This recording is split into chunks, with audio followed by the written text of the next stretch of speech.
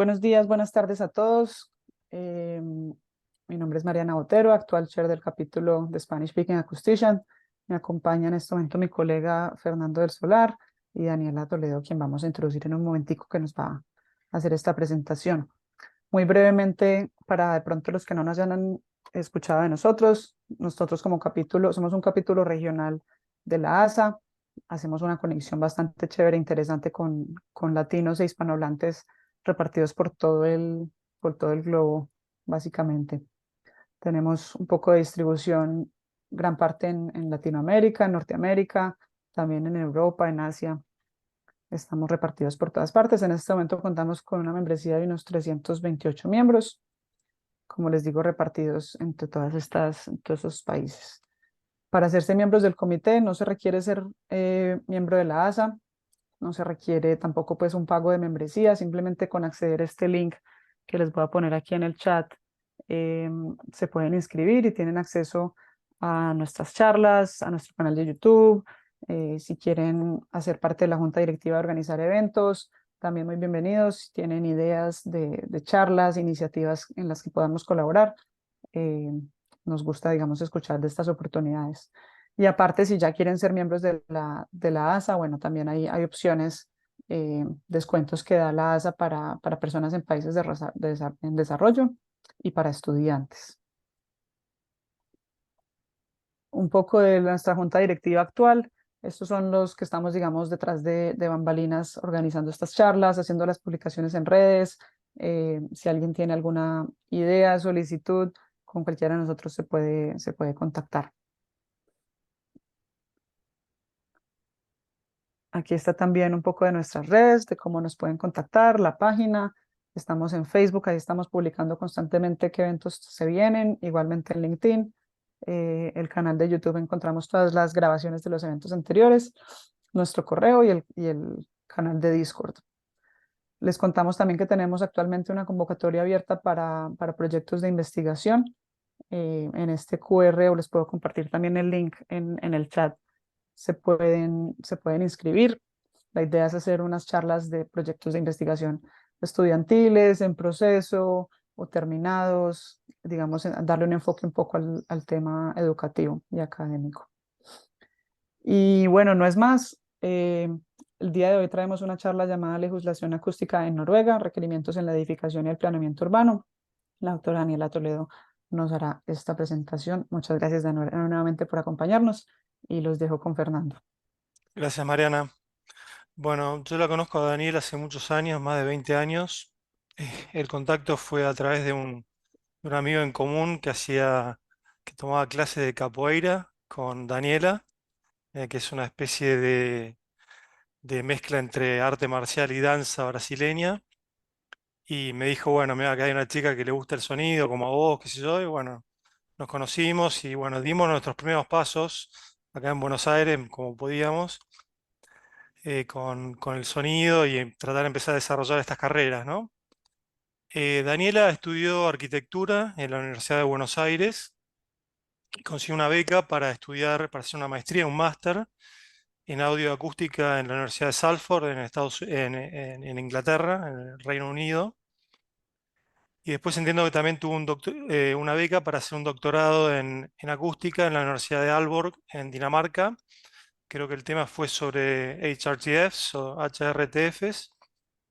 Y ya hace muchos años que Daniela está digamos, en los países nórdicos, viviendo ahí. Ahora vive en Oslo, en Noruega, y hace más de 10 años que trabaja como consultora acústica. Y tomó un nuevo cargo que es desde el 2021 y se desempeña como jefa del laboratorio de calibración de la empresa de instrumentación muy prestigiosa Norsonic en Noruega. Así que ahora los dejo con Daniela. Daniela nos va a dar una presentación sobre la legislación para la construcción en Noruega. Así que, Daniela, puedes compartir tu pantalla y bueno, somos todos oídos. Gracias. Bueno, muchas gracias Fernando por la presentación. Eh, Mientras comparto la pantalla, quería comentar también que hace 20 años, más de 20 años, cuando empezamos con acústica, vos y yo, fue en una época, a ver, no están viendo mi pantalla todavía. Todavía no. A ver, ¿qué pasó acá? A ver, acá. Ahí. Fue en una época donde realmente la acústica existía, pero era muy difícil, no había instituciones educativas donde especializarse y demás. Así que, bueno, en Argentina, la situación ahora en Argentina es un poco distinta, por suerte, todo se va desarrollando. Y bueno, bienvenidos a esta presentación, Legislación Acústica en Noruega. Fernando ya me ha presentado, ha dicho cuál es mi background.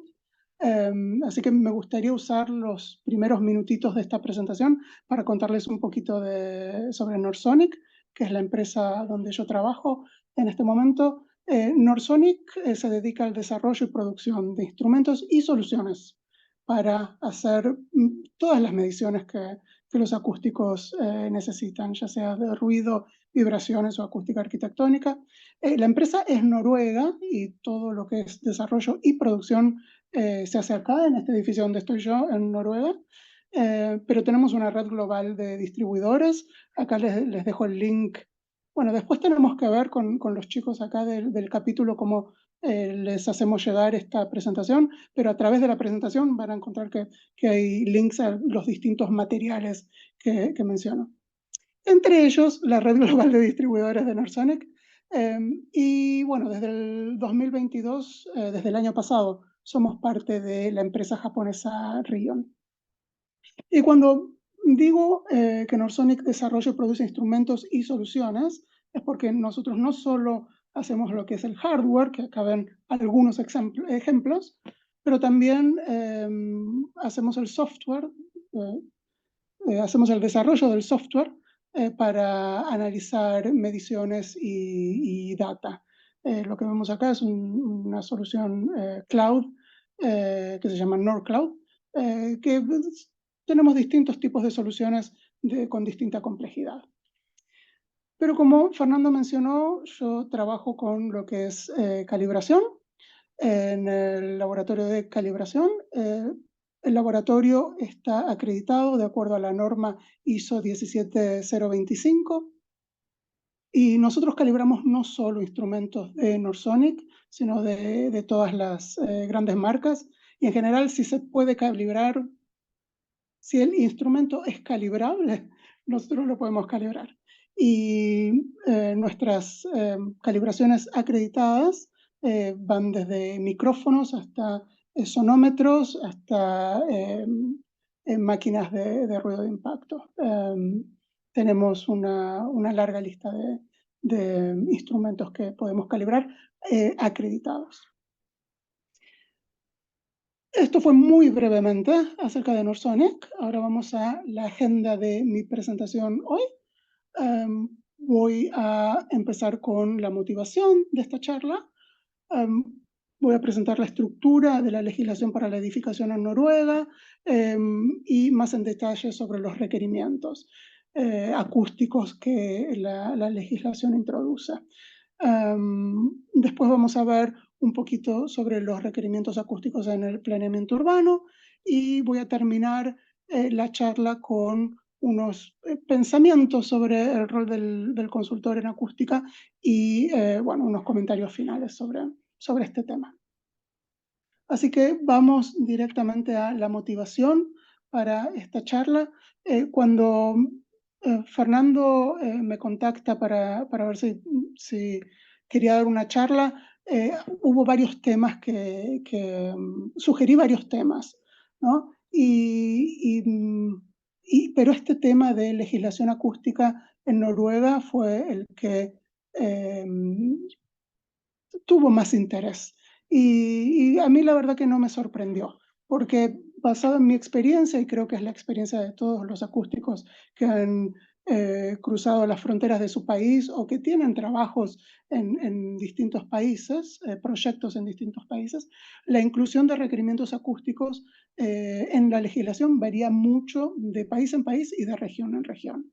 Por ejemplo, si yo comparo los requerimientos acústicos noruegos con los de Dinamarca y los de Suecia, vemos que estos países, los países nórdicos, tienen requerimientos acústicos, tienen una ambición en su código de edificación que es común, pero hay pequeñas variaciones, tal vez en los valores límites que hay que respetar o en el tipo de parámetro que está incluido en la legislación. Ahora, cuando comparo Noruega con, por ejemplo, mi país natal, Argentina, ya las diferencias empiezan a ser mayores y eso es también lo que percibí, por ejemplo, cuando comparé con Estados Unidos. Y la legislación acústica, en mi opinión, moldea mucho, en gran medida, el rol del consultor, que es cuáles son los objetivos y las trabas o las posibilidades que el consultor encuentra en su trabajo. Y un poquito de esto vamos a hablar un poquito más al final de la presentación. Bueno, el intercambio de experiencias también, que es lo que nos enriquece, lo que nos hace crecer, y más que nada los que hoy estamos conectados acá, estoy segura, todos tienen un interés en la acústica, en el ambiente construido, y tenemos un objetivo de mejorar la calidad de la edificación, combatir el ruido y los efectos negativos que el ruido tiene sobre la salud, y también hay un componente de sustentabilidad que es muy importante. Es un tema en sí mismo, uno podría tener una charla exclusivamente acerca de cómo legislación y sustentabilidad van de la mano. Esta es la motivación y ahora pasamos directamente a cómo es la estructura de la legislación acústica en la edificación acá en Noruega. A un nivel global, digamos, definiendo los lineamientos globales de la legislación, tenemos una ley de planeamiento y construcción. En un segundo plano tenemos un documento al que llamamos TEC 17 en el trabajo diario, pero que una traducción del título sería Regulaciones técnicas a la edificación, y este documento describe o digamos nombra cuáles son las disciplinas que están reguladas y cuál es la ambición para cada una de estas disciplinas. Y el TEC 17 hace mención específicamente, en lo que se refiere a acústica, a la norma noruega NES 8175, que es la norma que describe en detalle cuáles son los valores límites que hay que respetar. Ahora vamos a ver un poquito más sobre cada uno de estos documentos. Entonces, la Ley de Planeamiento y Construcción. Esta es una ley nacional y la ley tiene como objetivo promover el desarrollo sustentable. Y acá hablamos tanto a nivel de individuo, al nivel de sociedad, pero también teniendo en cuenta las generaciones futuras. La ley describe procesos, autoridades a distintos niveles, nacionales, regionales, comunales, y las responsabilidades que estas autoridades tienen. La ley es bastante amplia, es muy amplia, y abarca tanto desde el planeamiento urbano de forma más general hasta el proyecto arquitectónico individual, una escuela, un edificio de viviendas. Y como dije, la ley es bastante larga, pero la cuarta parte, en el capítulo 29, se describen específicamente cuáles son, bueno, no tan específicamente, en forma global, en realidad, cuáles son los requerimientos técnicos a la edificación que hay que respetar. Ahora, como dijimos, en un segundo plano tenemos las regulaciones técnicas a la edificación. Perdón, y acá les dejo también, para los que estén interesados en saber un poquito más de la Ley de Planeamiento y Construcción, les dejo unos links a la ley, tanto en noruego como traducciones en inglés, lo que es la parte de planeamiento y lo que es la parte de edificación.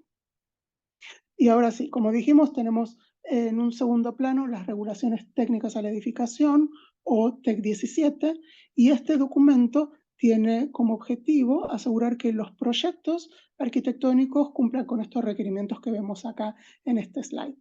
Buena calidad visual, accesibilidad y que cumplan con requerimientos de seguridad, ambiente, salud y energía. El TEC 17 tiene distintos capítulos. El capítulo 2 es un capítulo general que es válido para todas las disciplinas, y acá se describe cuál es la documentación necesaria para poder demostrar que un proyecto ha sido diseñado o construido de acuerdo a código. No, este documento del TEC 17 sería lo más parecido que tenemos a lo que sería un código de edificación. Y acá, acerca de la documentación requerida, se introducen dos puntos: soluciones preaceptadas y análisis. Y el concepto de soluciones preaceptadas es muy importante en el trabajo diario del consultor acústico en Noruega.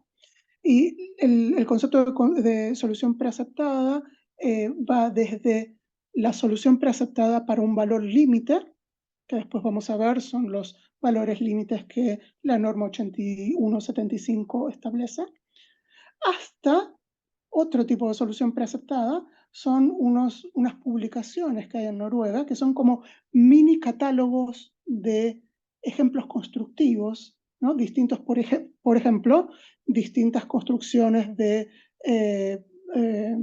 particiones verticales con construcción liviana, y cuál es el aislamiento acústico que uno puede alcanzar ante determinadas condiciones de flanco.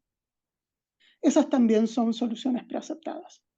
Cuando no hay soluciones preaceptadas, ya sea en cuanto a valor límite o en cuanto a elemento constructivo, uno tiene que hacer un análisis demostrando que ya sea el valor límite o la construcción que se ha elegido cumple con el requerimiento del código. El capítulo, como dije, el TEC 17 engloba todas las disciplinas que están reguladas. El capítulo 13 abarca todo lo que es disciplinas que tienen que ver con el ambiente interior y salud. Y el párrafo 13.6 se dedica a sonido y vibraciones. Sonido y vibraciones es la traducción literal, pero a mí me parece que en realidad una traducción más adecuada sería acústica y vibraciones. Pero bueno, más allá de eso, en este párrafo 13.6 se establece el nivel de ambición que hay que cumplir. Porque más allá de lo que es el valor límite que uno usa en el proyecto, lo más importante es que la ambición del TEC 17 se cumpla. Y en cuanto a acústica, la ambición es que las condiciones acústicas y los niveles de vibraciones sean satisfactorias para el uso que ese recinto o ese edificio tiene. Y esta ambición es aplicable tanto dentro de las edificaciones, en los espacios interiores, como en los espacios exteriores de recreación y descanso. Ahora, algo que es muy interesante, y esto lo voy a mencionar, lo voy a repetir más adelante en la presentación, es que el TEC 17 hace referencia a la norma 8175, pero a la versión del 2012, en clase C como requerimiento mínimo. Y lo que es interesante acá es que hace mención explícita a la versión del 2012, pero en realidad en Noruega tenemos una versión más nueva, que la del 2019. No es esa versión la del 2019 la que hay que cumplir, sino la del 2012. Vamos a ver un poquito más sobre esto más adelante en la presentación. Después el párrafo 13.6 también hace excepción para residencias estudiantiles y se menciona la necesidad de equipos de transmisión de sonido y voz en edificios públicos y lugares de trabajo, ya con un aspecto, pensando en un aspecto de accesibilidad. Acá también les dejo los links al texto del TEC 17, tanto en noruego como en inglés, para los que estén interesados en saber un poquito más sobre este documento. Y ahora llegamos a la norma 8175. La norma 8175 tiene como título Condiciones acústicas en edificios, clasificación de varios tipos de edificios. Y esto es, por decirlo de alguna manera, la Biblia del consultor acústico. Esta es lo primero que un consultor acústico en Noruega hace, es aprender familiarizarse con esta norma, porque tiene todos los valores límites que se evalúan como solución preaceptada. La norma presenta clases de la A a la D, donde la A es la más estricta y la D es la menos estricta, y donde la clase C equivale a los requerimientos mínimos del código. Yo voy a mostrar unos ejemplos más adelante, pero cabe preguntarse por qué este documento incluye una clase D que es menos estricta que el requerimiento mínimo del código. Y bueno, la respuesta a esto es que en Noruega hay muchísimos edificios muy viejos. Sin ir más lejos, el edificio donde yo vivo, mi vivienda, es un departamento de un edificio de principios del 1900, o sea, tiene más de 100 años, y en un edificio de tales características sería imposible poder llegar a los requerimientos o cumplir los requerimientos acústicos que son vigentes hoy en día. Entonces, la clase D nos da un punto de partida a los acústicos para poder evaluar la acústica en estos edificios viejos. La primera edición de la norma 8175 data del año 1997 y fue actualizada en distintas oportunidades hasta llegar al 2019, pero como dije antes, el TEC 17 hace referencia explícita a la versión del 2012. Y acá les dejo el link para los que estén interesados en esta norma. La norma no es de acceso libre, hay que comprarla, pero bueno, se puede acceder mediante pago tanto al texto en inglés como en noruego.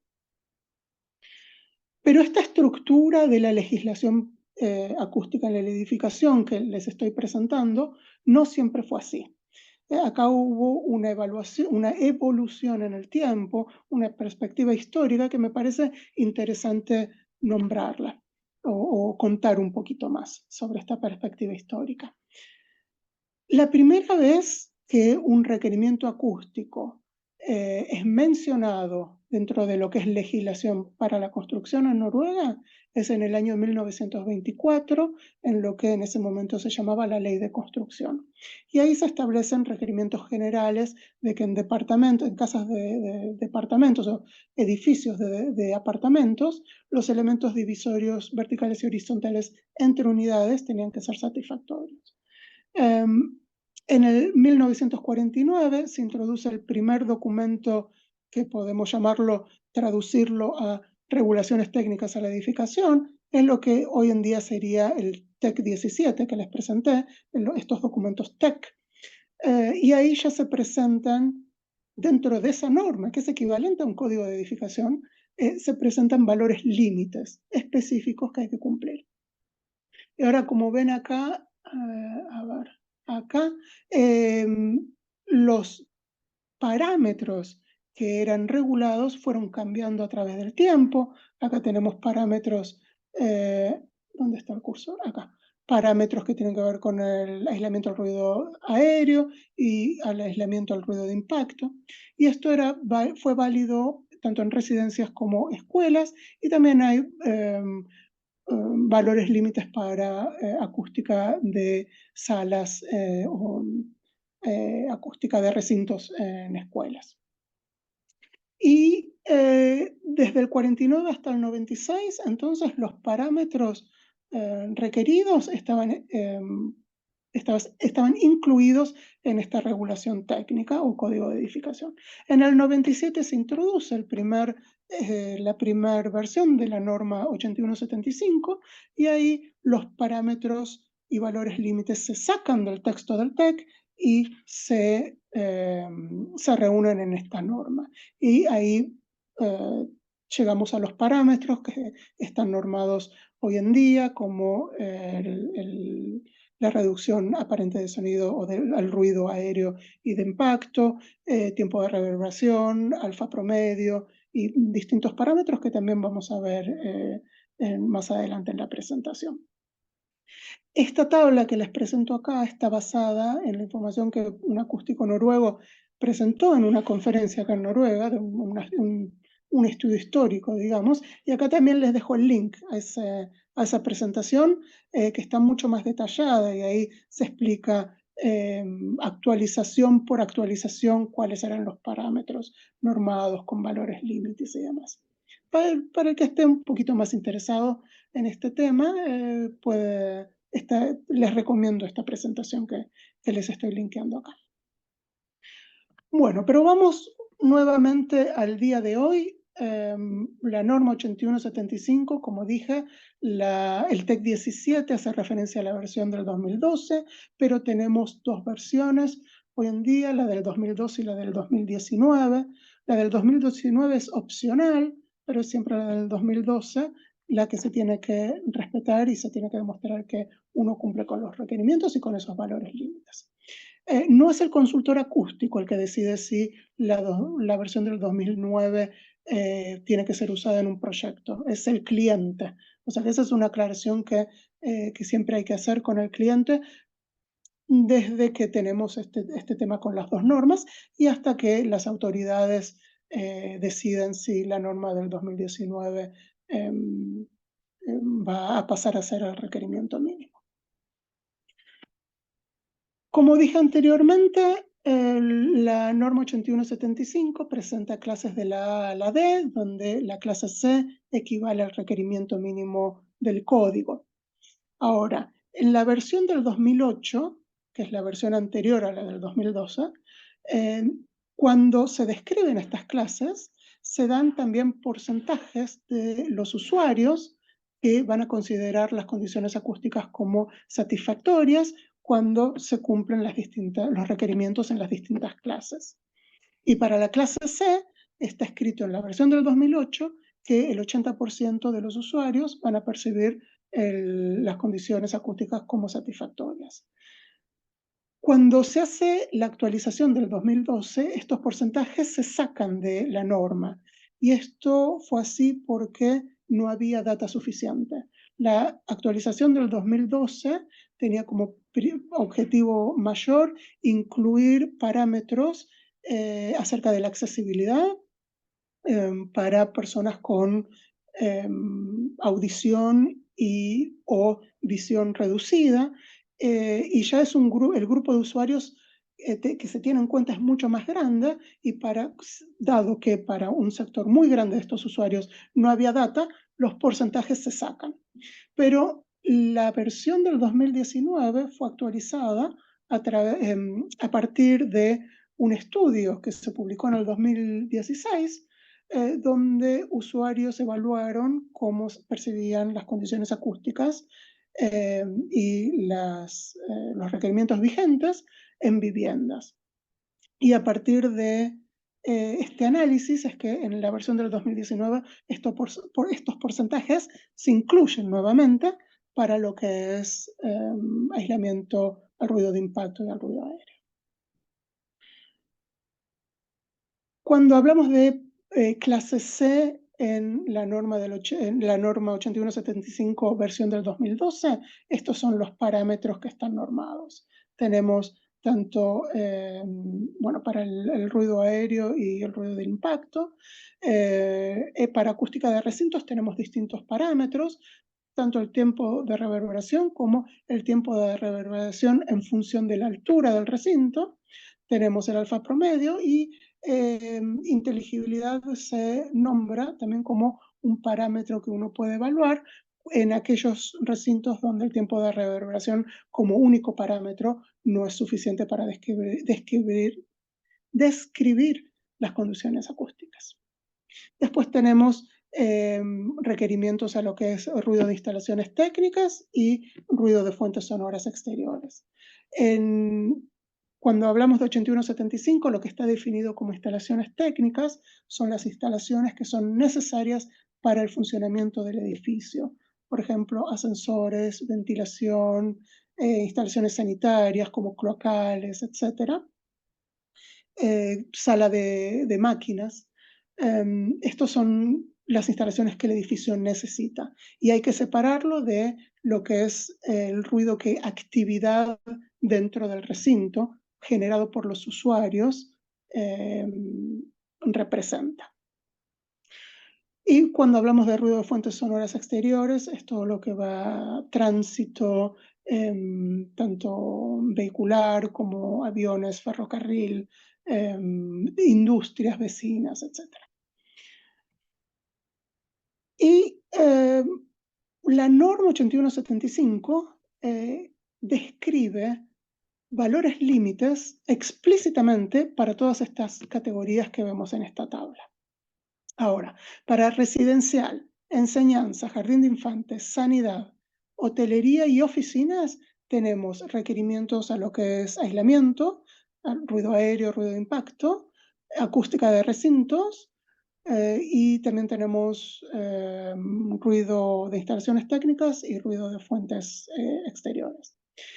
Lo que es restaurantes, producción comercial, etcétera, todo lo que es, a ver si puedo señalar aquí, todo lo que es desde restaurantes para abajo, son categorías que se introdujeron en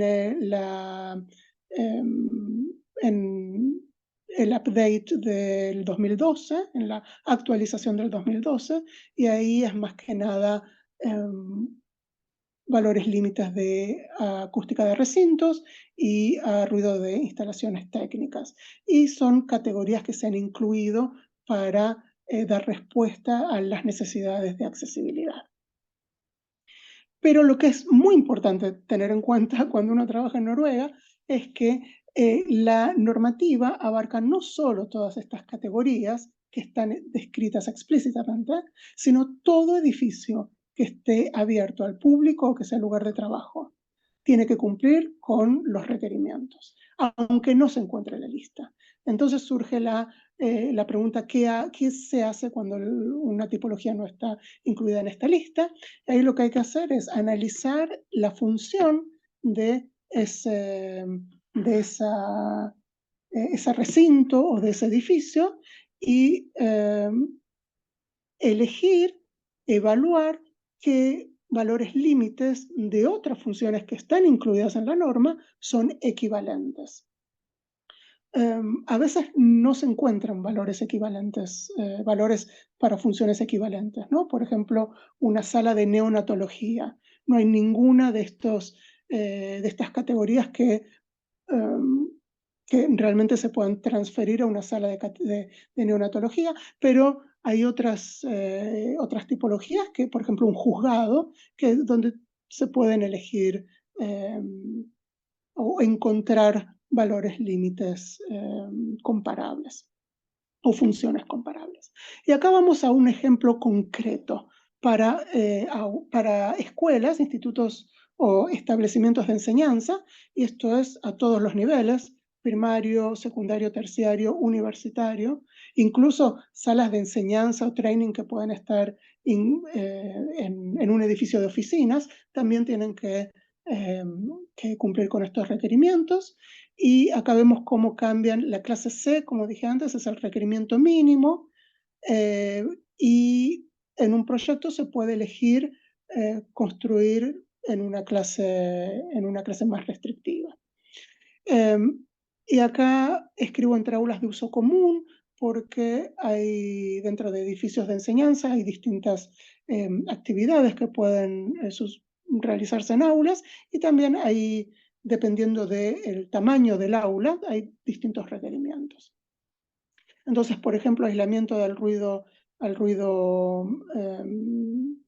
aéreo, tenemos 48 dB de aislamiento en requerimiento clase C, mientras que entre el aula y el pasillo, donde con puerta, esa puerta es el elemento más débil de esa partición, ahí se acepta un requerimiento menor, 35 dB, y bueno, y ahí realmente cuando hay una puerta en el medio, obtener una clase más alta es muy oneroso. Ya hablamos de puertas mucho más pesadas, que es impráctico que niños de 6 años puedan abrir una puerta muy pesada, o puerta doble y demás. Entonces la norma tiene una perspectiva también de usabilidad. Acá tenemos también ejemplo al ruido de impacto en la tabla de abajo. Y acá tenemos ejemplos de tiempo de reverberación en la tabla de arriba, ruido de instalaciones técnicas en la tabla del medio y ruidos de fuentes externas o exteriores en la tabla de abajo. Y acá tenemos este concepto de tiempo de reverberación, si vemos para aulas grandes y auditorios, este concepto de tiempo de reverberación en función de la altura. Como se ve acá, para cada una de las clases se dan unos factores de multiplicación que hay que multiplicar por la altura del recinto para obtener el requerimiento, ¿no? Por ejemplo, en clase C, si la altura es de 3 metros, el requerimiento va a ser de 0,6 segundos al tiempo de reverberación. Pero bueno, estos son ejemplos para tener una idea, pero a ver, quiero volver acá. Para cada una de estas tipologías, entonces, tenemos tablas y tablas con distintos recintos, distintos usos dentro de cada tipología, con los requerimientos. Requerimientos así como vemos en estas tablas. ¿Cómo es que la norma es actualizada? Bueno, como dije anteriormente, las normas se van, no dije esto anteriormente, mencioné estudios que se han hecho para actualizar la norma, pero lo que no dije es que las actualizaciones van sucediendo a partir que vamos adquiriendo más conocimiento sobre cómo los usuarios perciben las condiciones acústicas y qué es lo que los valores límites representan para los usuarios. Y acá tenemos dos ejemplos, les dejo los links también a los reportes que están en noruego, al reporte que se publicó en el 2011 acerca de cómo personas con visión y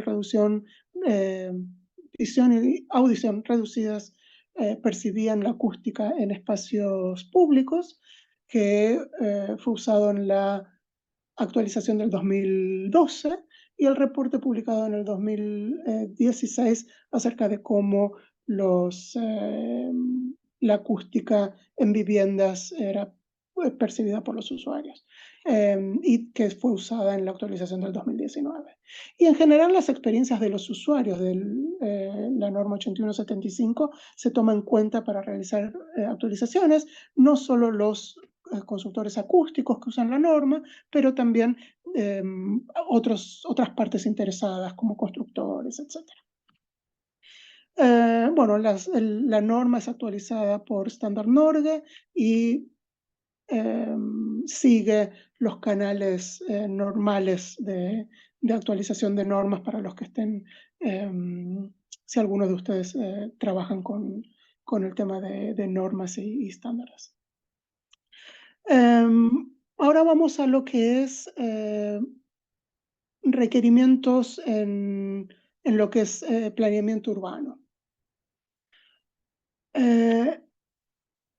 La norma 8175 hace referencia a los valores límites de una guía, la guía T1442, que bueno, tiene como título Guía para el manejo de ruido en el planeamiento urbano.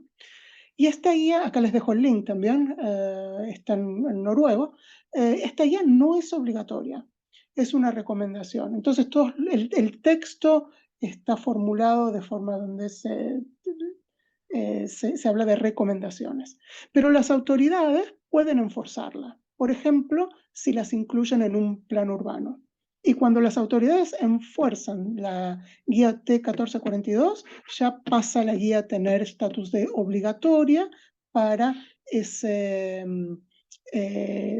digamos, esa zona urbana que está legislada. La guía T1442 describe límites y también describe requerimientos que se hacen a los cálculos que hay que hacer cuando se calcula ruido ambiental y también requerimientos a los mapas de ruido.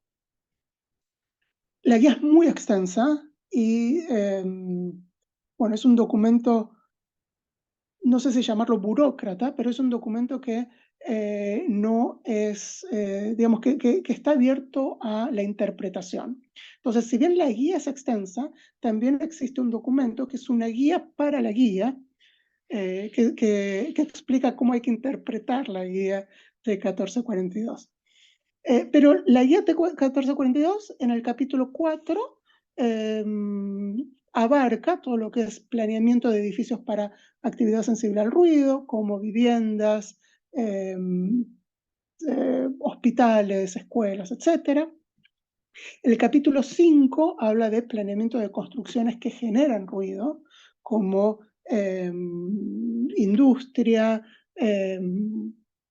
también infraestructura de transporte. Y lo que es el capítulo 6 engloba todo lo que es ruido de obra, tanto desde valores límites aplicables hasta cómo hay que proceder en cuanto a información y diálogo con las partes, con los vecinos afectados a ruido de obra.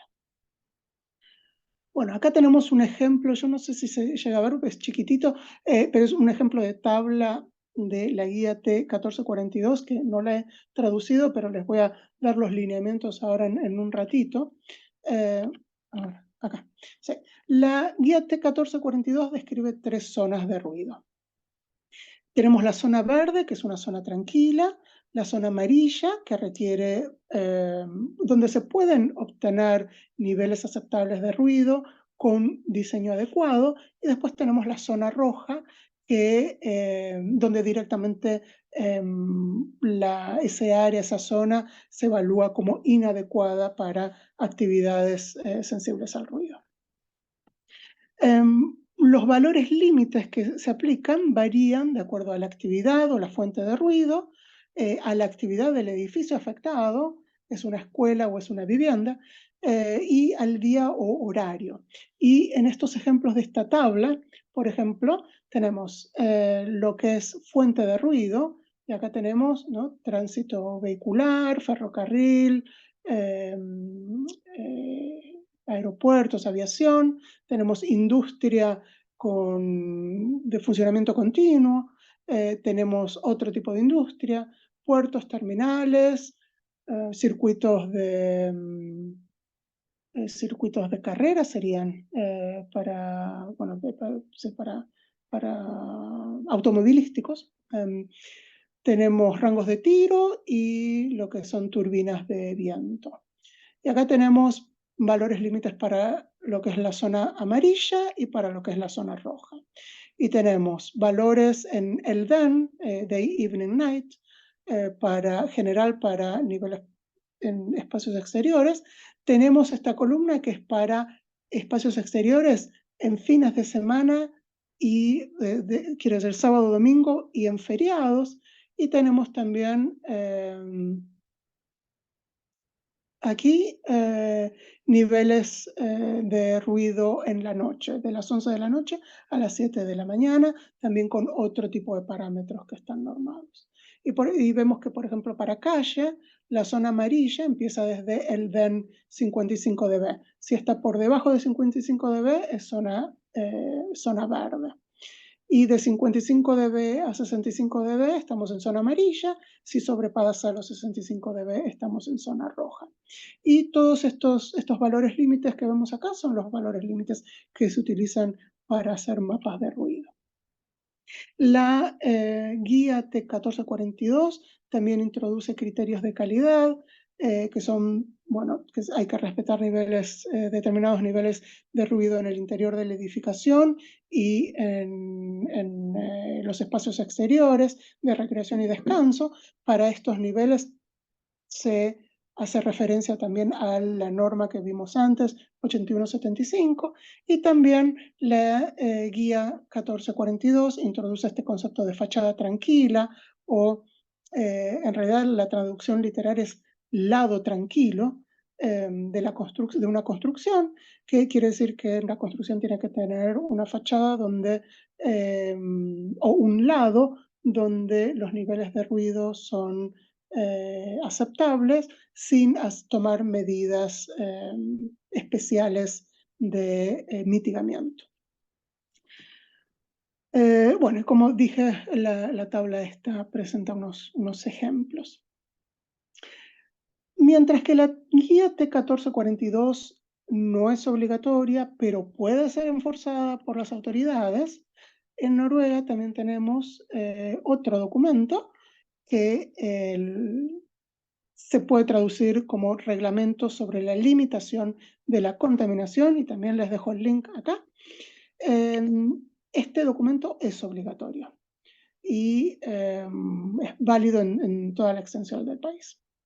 El documento, este reglamento, describe distintos contaminantes, pero la parte 2 del reglamento se refiere exclusivamente al ruido.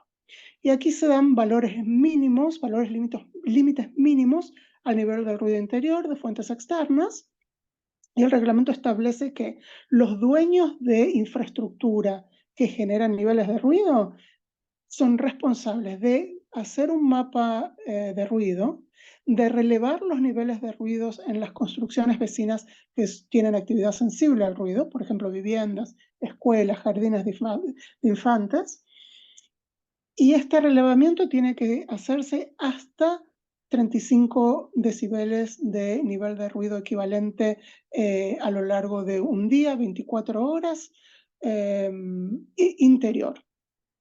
Y para aquellos casos donde el nivel de ruido con el mismo parámetro está calculado a mayor de 42 dB, entonces el dueño de la infraestructura que genera ruido tiene que costear medidas de mitigación en estas construcciones.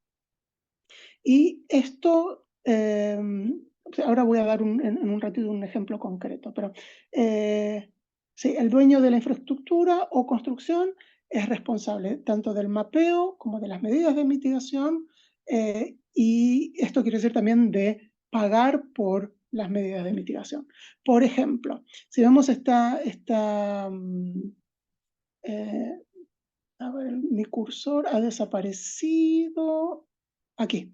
Si vemos aquí este ejemplo, esta foto, tenemos una plataforma de aterrizaje de helicópteros que es parte de un hospital que está localizado aquí. Tenemos una arteria, esta es Kirkeveien, una arteria bastante transitada en Oslo, y de este lado de esa arteria, del otro lado de esta arteria, vemos unas casas bajas, y algunas de estas casas tienen actividad sensible al ruido, ya sean viviendas o por ejemplo, actividad sanitaria que es independiente del hospital. Entonces, en este caso es una institución estatal, pero bien podría ser una institución privada y el requerimiento es el mismo. Pero en este caso la institución estatal entonces es responsable de actualizar ese mapa de ruido cada 5 años, y si los niveles de ruido se han incrementado, ya sea porque hay mayor actividad de helicópteros, o hay mayores movimientos, o se han cambiado helicópteros por otros helicópteros que son más, que tienen niveles de ruidos más elevados, por lo que sea, si cuando digamos, si el nivel de ruido se ha incrementado de manera importante, se tiene que hacer el relevamiento de todas estas construcciones, y ahí ya hablamos de que una persona con determinado background y formación técnica tiene que ir a cada una de estas casas, hacer el relevamiento, estimar el aislamiento de la fachada, ver relevar las medidas de las ventanas, la construcción de las ventanas, las medidas de los recintos expuestos a los niveles de ruido, y tienen que hacer los cálculos. Y si los niveles interiores sobrepasan los 42 dB, entonces hay que hacer, el dueño de esta plataforma de helicópteros tiene que pagar por las mejoras la fachada, ya sea cambio de ventanas o mejorar el aislamiento de la fachada. Bueno, ya llegamos a las partes finales de mi presentación. El rol del consultor acústica, del consultor en acústica. En Noruega, pero también más general. El consultor acústica es responsable de que el proyecto acústico aquí en Noruega, donde tenemos leyes, donde tenemos reglamentaciones y valores límites, el consultor acústico es responsable de que el proyecto acústico respete el código.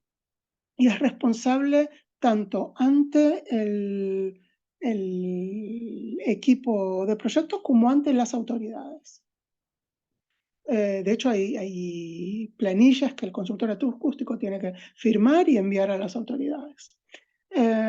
Hay diferencias dependiendo del contrato, ¿no? Si es un contrato más tradicional o es llave en mano, si yo como acústico o consultora acústica soy contratada por el comitente o si soy contratada por la empresa constructora. Digamos, hay diferencias de acuerdo al contrato. Pero es el consultor acústico el que es responsable por el proyecto acústico. Y el consultor acústico establece premisas para el grupo de diseño. Por eso, por lo general, los reportes acústicos son de los primeros reportes que se generan en un proyecto para que las demás disciplinas y los arquitectos puedan tomar esas premisas y encontrar soluciones concretas, técnicas o de arquitectura que puedan respetar los valores límites que hay que alcanzar. Entonces, estas premisas pueden ser desde valores de rendimiento para particiones hasta valores límites o valores de rendimiento que determinados elementos constructivos tienen que alcanzar. Se pueden dar ejemplos de construcciones también. No siempre los arquitectos siguen estas construcciones. A veces hay requerimientos como, por ejemplo, que el piso, hay determinada dimensión que el piso tiene que responder. Y entonces hay un ida y vuelta para encontrar cuál es la solución que digamos, cumple con los requerimientos más generales de arquitectura, mientras que también cumple con los requerimientos de arquitectura. Y como dije inicialmente, también hay una serie de publicaciones en Noruega, que son del Big Force, que acá también les dejo el link. Son publicaciones pagas, no son de acceso libre, pero que contienen algunas de estas publicaciones, mini catálogos con ejemplos de soluciones. Ahora, si recuerdan, todos los requerimientos de la norma 8175 están dados para parámetros medidos en campo. O sea que, y esto es importante tener en cuenta, no son parámetros medidos en laboratorio, o sea que siempre hay que tener en cuenta la condición de flanco y cómo el resultado final medido en campo va a ser afectado por estos flancos. El consultor acústica también, el consultor en acústica evalúa el rendimiento de elementos constructivos.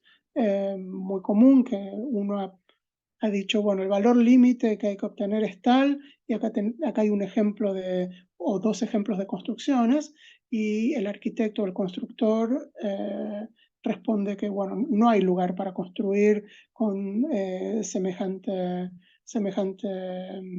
dimensión, que hay que tener construcciones más chiquitas, o dice, no, pero nosotros queremos usar tal producto, podemos usar tal producto, y ahí hay que el consultor acústico lo evalúa. Y bueno, también el consultor acústico puede controlar la obra construida, y ahí la norma 8175 establece en un anexo que el 5% de las unidades dentro de una tipología tienen que ser medidas para poder declarar conformidad. Esto quiere decir que, por ejemplo, si tenemos un edificio de oficinas con 100 oficinas, tenemos que medir el ruido, el aislamiento del ruido de impacto, el aislamiento del ruido de aéreo, la acústica de recintos, el ruido de instalaciones técnicas y el ruido y el ruido de instalaciones técnicas en 5 de estas 100 oficinas para poder decir que, para poder declarar conformidad. Bien, y ahora llegamos a la última de mis slides con comentarios finales. Bueno, espero que esta charla haya sido de interés para ustedes. Como dije, como parte de la motivación, la legislación acústica moldea en gran medida el rol de consultor y, por ejemplo, acá cuando uno escucha, ¿no?, en otros países donde la legislación acústica no está incluida, o cuando la legislación de la construcción no incluye parámetros acústicos, uno escucha muchas veces cómo el consultor acústico realmente tiene que trabajar para que los arquitectos y proyectistas tomen conciencia de la importancia de la acústica como parámetro funcional en un edificio. Y si no hay legislación acústica, también es el acústico el acústico el que tiene la responsabilidad de decir, no, este es un valor límite que es suficiente en esta construcción. Y tiene que hacer más análisis, digamos, la lucha es mucho mayor. Acá en Noruega, como tenemos, y todos los países que tienen legislación acústica al nivel que Noruega tiene, los acústicos piensan en otras cosas, ¿no? Piensan en, ok, tenemos una legislación, pero ¿cómo tenemos que interpretar esta legislación? ¿Cómo podemos mejorar la legislación? ¿Cómo podemos hacer que los valores límites realmente reflejen un valor agregado y también minimizan la exposición al ruido y los factores que el ruido tiene sobre la salud de la población? El acústico toma un rol activo en la mejora de la legislación que tenemos. Y la mayoría de los usos están normados y la mayoría de los ejemplos más comunes de construcción, acá se usa mucho la construcción liviana, también están dados en estos mini catálogos de soluciones preaceptadas. Pero también tenemos casos difíciles que no están normados y ahí el consultor acústico puede usar muchos más recursos en investigar estos casos más difíciles. Y bueno, viniendo de Latinoamérica, a mí el caso de Noruega me parece muy interesante porque, por un lado, integra el tema de accesibilidad. Yo cuando estudié arquitectura en Buenos Aires, el tema de accesibilidad era únicamente el tema de tener rampas para sillas de ruedas, pero accesibilidad es mucho más que eso. Y bueno, la legislación acústica en Noruega también tiene en cuenta el tema de accesibilidad para personas con audición o vista reducida. Tiene un enfoque económico-social también. Como presenté antes, el requerimiento mínimo es el requerimiento en clase C, no es la clase A, que es, digamos, los requerimientos más estrictos. O sea, acá ahí se ve un poco el costo-beneficio en los valores límites que se establecen. También se le da mucha importancia a la evaluación subjetiva, como presenté, es a través de estos cuestionarios y estudios de cómo la acústica se percibe que se hacen actualizaciones a la norma. Y también, como presenté en esta perspectiva histórica, la legislación en acústica está en desarrollo continuo y ha estado en desarrollo continuo desde el año 1924, y bueno, y solamente el tiempo dirá cómo la legislación acústica, qué forma la legislación acústica va a tener en el futuro. Esto es todo lo que tenía en mi presentación hoy. Así que, bueno, acá les dejo mi e-post. Si alguno tiene alguna pregunta, me pueden contactar. Bueno, muchísimas gracias, Daniela. Una brillante presentación. Tenemos varias preguntas que voy a ir leyendo. Esperen que voy a abrir mi cámara. Bueno, voy a ir leyendo. Tenemos una pregunta de Alejandro Solorio que nos pregunta, ¿en Noruega existe algún instrumento que evalúe el impacto ambiental, en este caso, que incluya el ruido como factor dañino? Creo Bueno, que está algo... regulado, sí, Sí, el ruido está considerado como factor dañino, hay muchas, hay mucha literatura y la guía T1442 toma punto de partida en esto. Sí. bien. Tenemos otra pregunta de Javier Irazoki, que pregunta, ¿qué pasa que cuando una vez hechas las pruebas al 5% de las unidades no se alcanzan los límites reglamentarios? El constructor tiene que hacer mejoras. Bien, No se acepta que no esté de acuerdo a código. Y a veces hay muchas ruendas, o sea, es un ida y vuelta, ¿no? Porque no es poco común que haya tres acústicos en un proyecto. El acústico del comitente, el acústico de la empresa constructora, porque acá se usa mucho esto de llave en mano, y que se contrate un tercer acústico de una tercera empresa para hacer las mediciones. Y, y bueno, y el acústico, a veces el acústico que hace las mediciones no tiene conocimiento del proyecto, es contratado solo para ir y hacer mediciones, y ahí si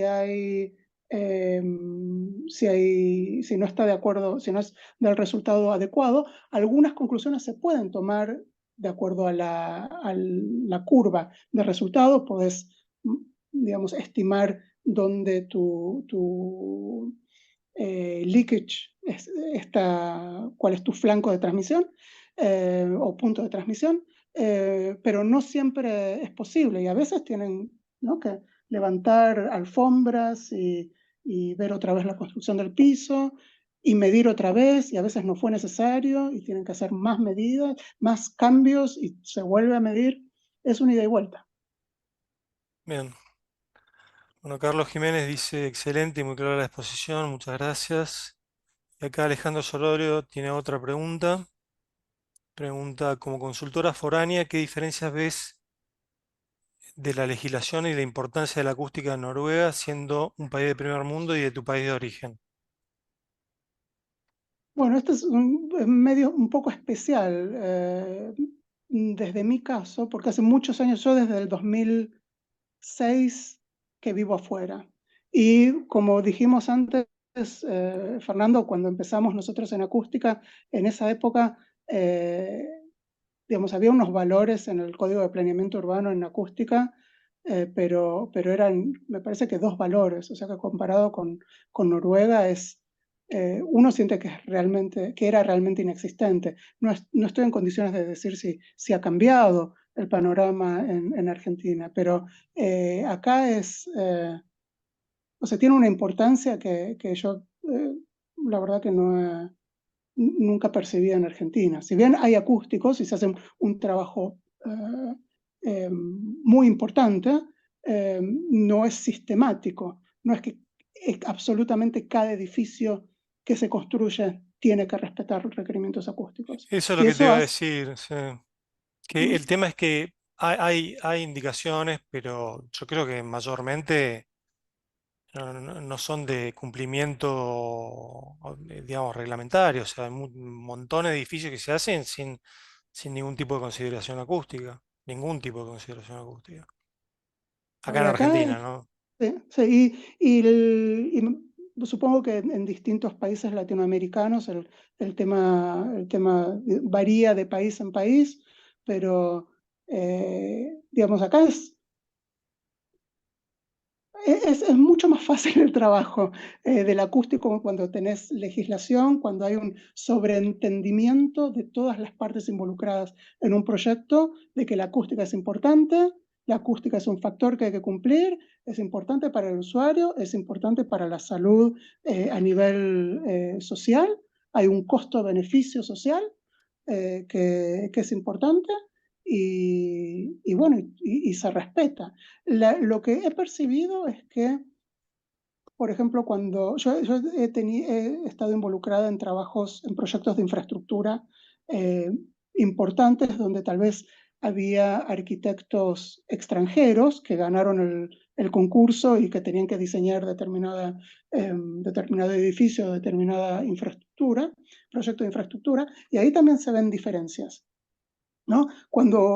Y tenés desde los arquitectos extranjeros, sin nombrar países, ¿no? Pero desde arquitectos extranjeros que te dicen, vos decime cuáles son los requerimientos de acústica y nosotros lo resolvemos, hasta arquitectos donde tenés que pelearla otra vez y decir, no, acá tenés que poner absorbentes porque es importante para la accesibilidad. Si no tenés absorbentes, si no bajas el tiempo de la reverberación, la gente que usa audífonos y que tiene audición reducida no se va a poder orientar. Vas a poner una alarma o vas a dar un mensaje por tu sistema de alarma y nadie va a entender lo que estás diciendo. Y ahí, digamos, tenemos que explicar un poquito más. Pero si es arquitecto noruego con equipo de diseño noruego, está todo sobreentendido y es nada más que trabajar. Qué lindo. Bueno, acá Zachary, el italiano, que es parte del comité, pregunta lo siguiente: si la definición de una zona se hace por mediciones de monitoreo, por ejemplo, a 24 horas, ¿cómo se distinguen, se asocian los niveles de fuentes sonoras para definir las distintas zonas? Rojo, amarillo, verde. ¿Vas entendiendo? Sí, sí. Por ejemplo, ¿cómo se distingue que fueron los automóviles sobrepasaron X decibeles, pero que no fueron otras fuentes las que sobrepasaron ese nivel?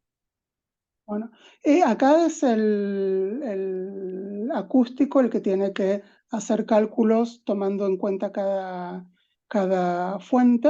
Los requerimientos son para el nivel de ruido total. O sea que tenés que tener en cuenta todas las fuentes que están afectando. Pero está, por ejemplo, el ejemplo, sin ir más lejos, el ejemplo que di, ¿no? ¿Qué es lo que de la plataforma de helicópteros? ¿Es los movimientos de la plataforma de helicópteros o es mayor tráfico vehicular en esa arteria que hace que el sonido haya superado más de 3 dB desde el último mapa de ruido? Y los mapas de ruidos que se hacen acá tienen que tener en cuenta, ¿no? Cada una de las fuentes. Bien. Bueno, Y perdón, sí, sí, decir un comentario, es muy común, por ejemplo, usar herramientas como Cadna y Soundplan para hacer mapas de ruido. Y bueno, y ahora en este momento hay debate acá mismo en Noruega sobre, porque por unos reglamentos europeos se está adoptando un nuevo método, porque hay distintos métodos de cálculo que en estos programas. estandarizo, creo, ¿no? Que se basan en Knossos. estandarizo. Pero ahora hay un Lo han, lo método han, Knossos que... ¿cómo se llama? Ha hecho un update, posiblemente.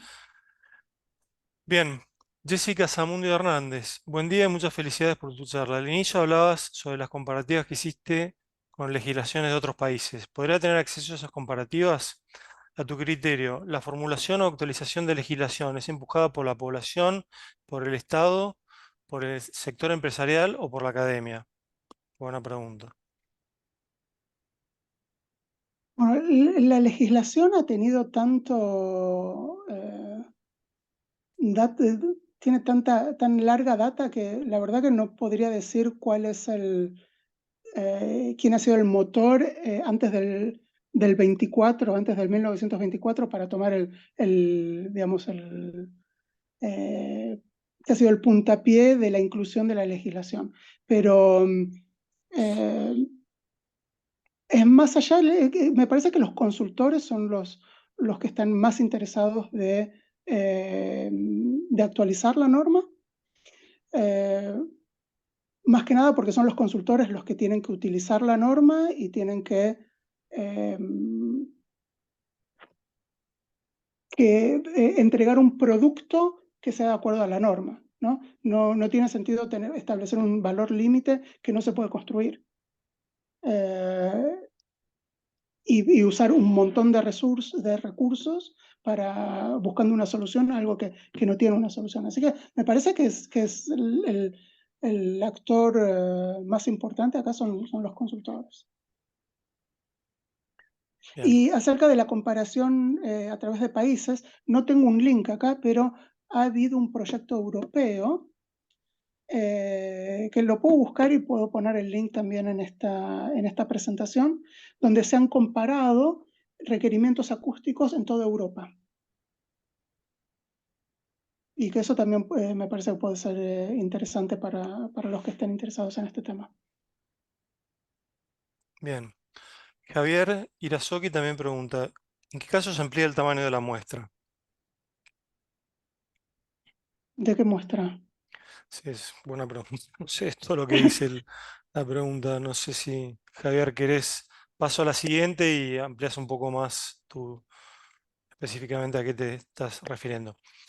Jessica Zamudio Hernández, ¿en cuánto tiempo dirías que se percibe el impacto en la sociedad de la actualización o formulación de una legislación? Perdón, ¿me puedes repetir la pregunta? ¿En cuánto tiempo dirías que se percibe el impacto en la sociedad de la actualización o formulación de una legislación? Esa es una buena pregunta. Mm, No estoy segura de que haya data para poder...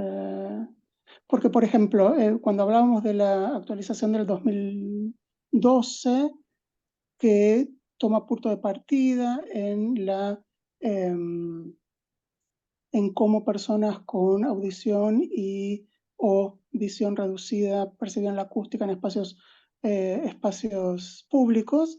Esto fue basado en encuestas y con estadísticas basadas en las respuestas de esas encuestas, pero no tengo conocimiento de que esa encuesta se haya realizado nuevamente en edificios nuevos, porque primero tenés que construir suficientes edificios nuevos que tengan condiciones acústicas de acuerdo a la actualización para poder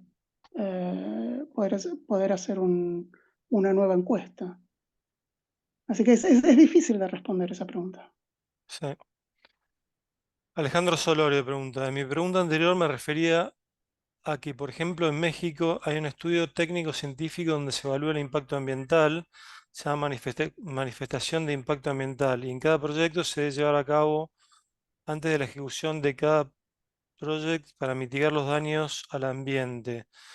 Mi pregunta es si en Noruega existe algo así. ¿Se entiende más o menos? No sé, yo lo leí lo que... Bueno, sí, acá también se hace, y todo es parte de la guía T1442, porque yo lo que presenté fue más orientado al ambiente construido, pero la guía T1442 engloba todo lo que es planeamiento urbano también a nivel general, para, digamos, reservas naturales, que no sean afectadas por el ruido. Me pare- Creo que la pregunta va por ahí. Y sí, la guía T1442 es muy extensa y también se toma ese tema. Bien. Jessica Zamudio Hernández... Discúlpame, Perdón. Fernando, pero la guía T1442 es tan extensa que en realidad merece una charla en sí misma. Sí, sí, me imagino, sí. Bueno, Jessica Zamudio Hernández pregunta, ¿sabrás si existe algún artículo en donde este impacto haya sido declarado a raíz de una legislación nueva o actualizada? Es el impacto, me parece que hace referencia a la pregunta que era sobre el impacto en la sociedad. Mm, Pero bueno, vos comentaste que es difícil de medir eso, de evaluar. eh. Yo no tengo conocimiento, puede ser que exista, yo no tengo conocimiento, porque por lo general, y estos estudios, ¿no?, que mencioné antes, que se han utilizado para la actualización de la norma, eh, digamos, hay una instancia que decidió que ese estudio era necesario, ¿no? Eh, por ejemplo, hay un organismo que se llama el Directorat for Bygningskvalitet, que sería como el directorio, suena mal directorio, pero es una instancia que regula lo que es calidad en la construcción. Y fueron ellos los que decidieron que era necesario hacer un relevamiento de cómo las personas percibían la acústica en los requerimientos acústicos en viviendas. Y puede ser que ellos tengan algún tipo de data, pero no es de mi conocimiento. Ok, No digo que no exista, pero no es de mi conocimiento. está bien.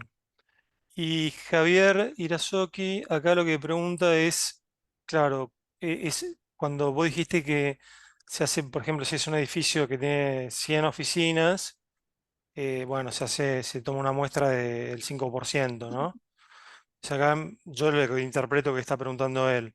Le dice, ¿cómo se amplía en qué caso se amplía el tamaño de la muestra? Del 5% a una muestra más grande. Esa es la pregunta que yo lo que interpreto, ¿no? Sí, sí, la norma, o sea, ahí tengo que ir a la norma, a ver, un ratito, porque la norma tiene algo de ampliar o sea, a ver, claro, acá tengo la versión del 2019 y ahí me han cambiado los anexos para esa, acá. Ah, um, no, acá dice que a ver, lo puedo leer, que las mediciones, de acuerdo a estándar, tienen que ser de acuerdo a norma las mediciones, em, deben ser tomadas al menos en el 5% de las unidades, y de las unidades, ya sean departamentos o un departamento es una unidad, una oficina es una unidad.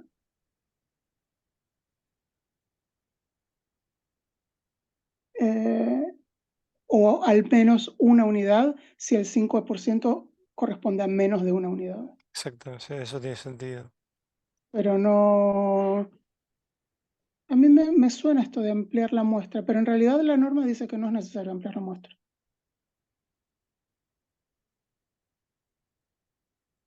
Si estoy leyendo la norma, no veo, no veo que diga que es necesario ampliar la muestra, pero todo lo que está medido tiene que ser de acuerdo a la norma y si no lo es, hay que tomar medidas de mitigación.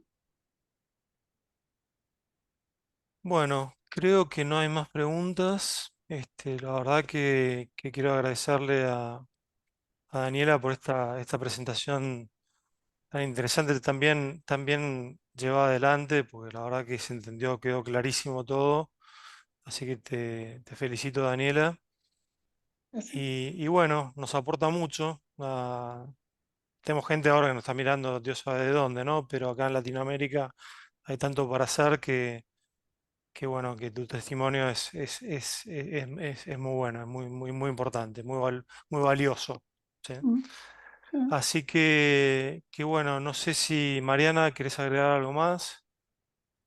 No, creo que eso es todo, Daniel. Agradecerte, muy interesante el ejemplo, lo que decimos de los países latinoamericanos. Creo que nos beneficiamos bastante de ver estos referentes. Entonces, te agradecemos bastante. No es nada más, la charla estará publicada en nuestro canal de YouTube y podemos coordinar el tema de la presentación y los links que tienes para compartir para hacerlos llegar a los participantes. Perfecto. Y Mariana, sí, disculpa, dale Daniela, te escucho. como último comentario quisiera decir que o sea, esto fue un pantallazo, ¿no? Muy por arriba, a vista de pájaro. Acá hay muchos detalles que no están mencionados y tampoco están mencionados otras normas que utilizamos que no son obligatorias, pero que también dan valores límites. Y me parece que puede ser muy interesante para aquellos participantes que trabajen en consultoría acústica. Si no hay valores límites en el país donde están, la norma noruega puede ser un punto de partida, ¿no? Para saber, bueno, acá nadie hace un proyecto acústica en mi país, pero yo tengo que hacer este proyecto acústica, conseguí un contrato, pero ¿qué le tengo que decir al cliente? Que tiene que un nivel de aislamiento al ruido de impacto de 63 o de 48.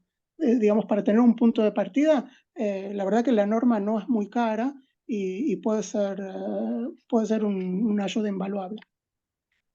Claro que sí, muy buen punto. Listo, ¿no? Si no es más, podemos dejar ahí. Muchas gracias a todos y hasta la próxima.